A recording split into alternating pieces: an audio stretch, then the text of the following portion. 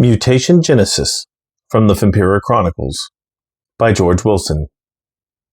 Chapter 6. The Alchemist. Compared to the rest of Calirum, the city hall was ornate and even modern. From the outside, the main door led directly into the main hall, which had red carpet throughout, light brown wooden walls, and 4 open doors leading into the 4 offices for the leaders of the town. The front of the hall held 1 office for the human mayor's assistant, and a room for small meetings where the rear of the hall had offices for both the human and Fempiror mayors. In the early evening of October 12th, the young alchemist walked through the Calirum City Hall past the offices in the public section of the building. Turning to the right at the T-junction at the end of the hall, led into the large meeting hall for town meetings, which also had its own entrance to the outside, though the alchemist never had cause to enter that room. In fact, Calirum had never had a town meeting since he had lived here. The other main section was beyond the hallway visible to the public.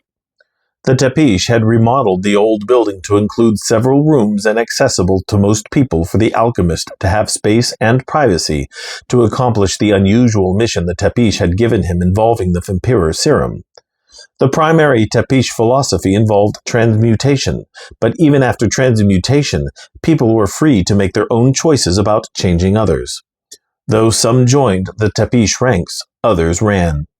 So the Tepish wanted this revised serum to make new Fempiror more susceptible to their will, or at least more willing to attack or to transmutate humans.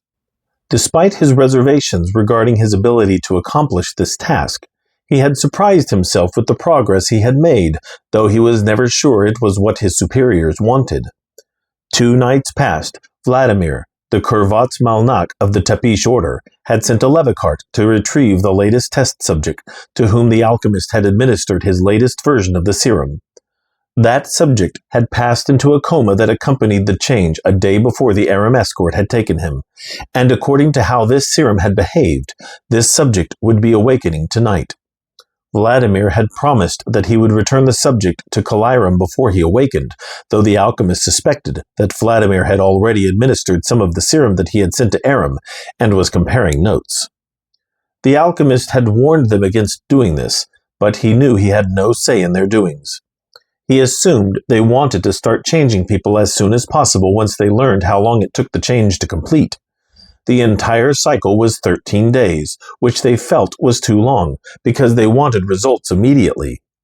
Even though they lived for centuries, the Tepish leadership grew increasingly impatient. It seemed that after they took control of Aram, they were in a constant struggle to maintain it as the Rostim and Alewo collectively worked to overthrow them. It was of no concern to him, though, all the way out in Calirum. He wanted to be far from Aram, so neither opposing faction could interfere. He only hoped the Tepish would have the subject back before he awoke, so there would be no problems. He had already paced for 30 minutes in his isolated research rooms at the back of the city hall, and finally decided he needed some fresh air. He walked out onto the steps of Calirum's city hall. The outside of the building was whitewashed, though the porch area was still plain, unfinished wood, and elevated 3 steps above the ground. The town was quiet, with its combination of humans and Fempiror, and to an extent it reminded him of where he had grown up a long time before. As he leaned casually on the porch rail, some of the people waved at him as they passed, which was pleasant, and made him feel a sense of peace that he had not felt in quite some time. It was one more reason to be so far from the Tepish. Even though he claimed allegiance to the Tepish, he preferred to let them fight their own battles, and leave him out of it. There was no greater day for him than when they decided he was not a fighter, and allowed him to work quietly on his own. Footfalls padding on the carpet from within City Hall caught his attention. He turned to find Obadiah, the mayor of the Fempiror of Calirum, stepping out of the building. Obadiah walked to the edge of the porch and stood next to him. "Good evening, sir," Obadiah said cheerfully. "How is your work coming along?" "It's doing well," the alchemist replied, still leaning on the porch railing. "I'm expecting my subject to return from Aram shortly." "Are they pleased with your progress?" Obadiah asked. The alchemist knew that Obadiah's friendliness was directly influenced by his desire for the Tepish to leave Calirum to him. Obadiah believed that once the alchemist was done with his work, The Tepish would no longer need Calirum, and he and the others could live out their very long lives in peace. Obadiah was no fighter, and he enforced a strict no-weapons law in town among the Fempiror, conceding only to the Tepish who visited the Alchemist, primarily because his only attempt to make them leave their weapons in Aram was a dismal failure. "We will find out when the representative from Aram arrives," the Alchemist said. He heard a faint hum drawing closer and straightened. This would be the Levicart bringing his subject back to him. He wondered if Vladimir would be with them this time, since Vladimir had said he would be visiting at some point. The Levicart stopped in front of City Hall. It was longer than average to accommodate the cargo of a sleeping body, but also streamlined for speed, a vast improvement over the box-shaped carts the Fempiror used to make to blend with their surroundings. The Tepish had found that even when humans had seen a Levicart, they equated the experience to a dream or hallucination. This Levicart had a longer nose with rounded edges all around. The forward levicoils were still perfect circles to accommodate the churning pools within, but they were set into the body to allow the front of the cart to come to a point. A Tepish, dressed in their trademark armor of black with a bat etched in red on the breastplate, leapt from the driver's seat and stood before the Alchemist. Vladimir had not come. "Your cargo from Aram," the driver announced. The Alchemist nodded and walked to the back of the cart to make sure his subject was intact, along with his other request. He pulled back the tarp covering the unconscious man he had injected 13 days ago with the latest version of the new serum. The man's skin was pale white, almost completely drained of blood. He had not wanted to send his subject to Aram during this coma phase, especially when this was the period when most of his earlier trials had died. To date, he had one survived the full term, only to die within a day of his awakening. However, the Alchemist had merely been studying him during that day and suspected that the lack of fresh blood had killed him. This time, he was prepared. He looked to the rear seat of the cart, where an indistinct form squirmed under another tarp. While the Alchemist did not condone the Tepish transmutations or outright murder, he knew this was necessary in the course of his work. One of the Tepish goals for this mutation was to create warriors who killed thoughtlessly, and remembering how his prior trial had violently attacked the walls of the cell in which the Alchemist kept him, he had a good idea of what to expect. He looked to the cart's driver. "I will carry the subject," the Alchemist said. "You carry our other guest." The driver nodded and walked to the squirming form. He uncovered a man who looked at them through frightened eyes.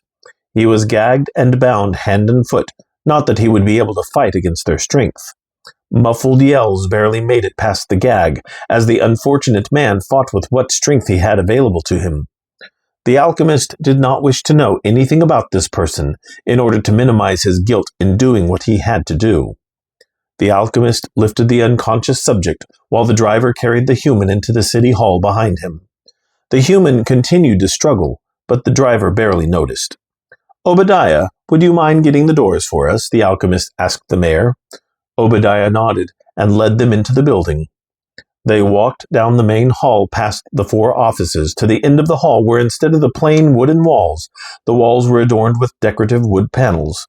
The Alchemist was certain that if anyone ever did come this way to enter the town hall for a meeting, they would say something about the unusual paneling covering what they would perceive to be the back wall of the building. The panels were each about 6 inches wide with natural wood deformities. Obadiah pressed a switch inside one of the panel's knotholes, and 3 panels popped open together, revealing the Alchemist's secret research rooms in the rear of the building. The outside of this secret door had no handle or any other control besides the button that popped the door outward for access. The Alchemist led the driver through this door, and Obadiah closed it behind them using a handle on the inside of the door. Obadiah pressed the light button in the hall, and the Fempiror lighting system fired to life, uniformly illuminating the hallway. This was the only building in Calirum to have the system in place, as the Tepish felt it was of the utmost importance for the Alchemist to possess this safe alternative to fire for lighting the night. This secret section of the building was one hallway lined with 4 doors of varying types, beyond which were 4 rooms of vastly different functions. The first door to the left housed the power supply for the lights. The first door to the right was his office and laboratory. They walked past these first two rooms to the second room on the right, through a heavy metal door where Obadiah pressed another light button outside the doorway to light that room as well. The room had no windows, and the walls were lined in stone and metal. The alchemist had this room reinforced to hold up against the Fempiror's strength, just in case his subjects were unruly, and dents remaining on the walls from his most recent trial showed the wisdom behind this foresight. He had moved a long, smooth wooden table normally used by an undertaker into this room in the subject's absence, in preparation for his return, as well as a plain wooden chair for an unfortunate and most temporary visitor. The driver placed the human into the chair while the alchemist laid the subject on the table. "How long until he wakes up?" the driver asked, ignoring the human's struggles. "He was stirring as I carried him," the alchemist replied as he looked the subject over, "so it won't be long." He stood and looked at the driver. "When can we expect Vladimir?" "He told me tomorrow evening," the driver replied. "At that time he'll want to know what happened tonight. Since the last one died during the first 24 hours, he was not interested in coming until after that. He wanted to know if you were conducting any further tests." "Information gathering mostly," the alchemist said. "Is there any other news from Aram?" "Yes," the driver said. "An Alewo stole one of the vials containing the new serum last night. The Kurvatz Malnak believes they could easily figure out what it does, and when they do, they'll come here." "They know where we are?" "He has a very high opinion of them." "We're going to have unexpected guests?" Obadiah asked, his voice betraying considerable fear. "I would guess so," the alchemist replied, unconcerned. "Rostim or Alewo or both. It's hard to say how many or what guise they'll use. Report any newcomers to me as soon as they arrive." "At once, of course," Obadiah said nervously. "We don't want any trouble." "I doubt there'll be any trouble," the alchemist said. "In fact, if we didn't know they were coming, we probably wouldn't know they were here at all." The subject gasped, drawing in a large breath of air. The three of them turned to him. This was consistent with the last trial so far. The subject's eyes shot open, and he sat up, still catching his breath. His eyes darted around the room, fear stretching across his face. "How do you feel?" the alchemist asked him. He had precious little time to talk with these new Fempiror, as the last one's mind deteriorated quickly, though he had lost none of his physical prowess. The subject opened his mouth to speak, but it took several attempts before anything came out. The alchemist was worried that even now it was too late. "Hungry," the subject finally groaned out. "What would you like?" the alchemist asked gently. The subject shook his head, panic taking hold of him. "I don't know," he breathed out. The alchemist gestured to the driver. "Unbind our guest and bring him." The driver lifted the person from the chair and tore his bonds from his hands and feet, but kept the gag in place. The person tried to run, but he stood no chance against the driver's strength. Obadiah stepped well out of the way. The driver pushed him forward and dropped him on the ground in front of the subject's table. "Will this help you?" the alchemist asked the subject. The subject sniffed the air around the human. The human whimpered through his gag, tears streaming down his face. The subject smiled widely, and the alchemist heard Obadiah gasp and take a step backward. Dominating the subject's smile were two long upper canine teeth, serving to complete the Tepish leadership's desire for a Fempiror that more closely resembled the vampire myth. He eyed the cringing human on the floor and nodded. "Then he is yours," the alchemist said. The subject jumped off the table next to the human on the floor. The human backed away from him, but the subject grabbed him, threw him against the wall away from everyone else. The human righted himself and backed up against the wall with nowhere to go. The subject leapt across the room and sank his teeth into the human's neck. The human screamed desperately in pain through the gag as the subject tore a gaping hole in the human's neck. Blood flowed freely from the wound. The subject placed his mouth over the hole and drank the blood hungrily from the human's neck.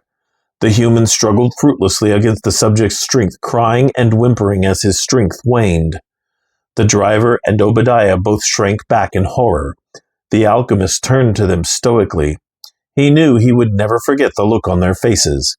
They clearly had not expected the subject to behave this way. He struggled to retain his own composure after the grotesque display they had all witnessed, but with what he had been through before, very little could break his blank look. "What have you done?" Obadiah asked. Obadiah, in particular, looked as though he would vomit at any moment, but still never looked away from the hypnotizing sight. The alchemist turned back to the subject as he drank unceasingly. "What has been asked of me? What they expected of me. I shall continue to observe. Vladimir expects a report soon." He looked at the driver directly. "You can return to tell him what you have seen. You don't have to stay."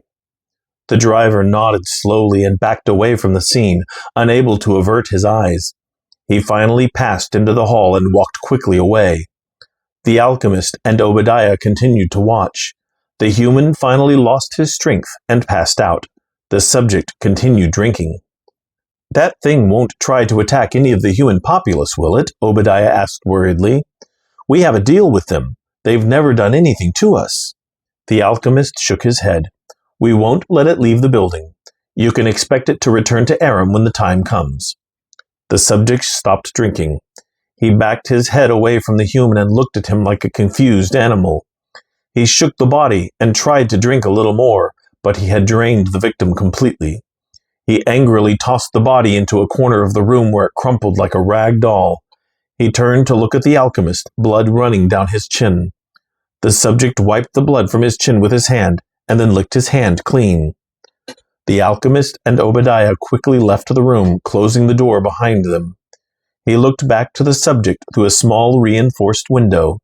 He did not dare to attempt to retrieve the unfortunate human's body that the subject had tossed unceremoniously into the corner of the room. The alchemist could not be certain that subject had quenched his thirst. It's another typo.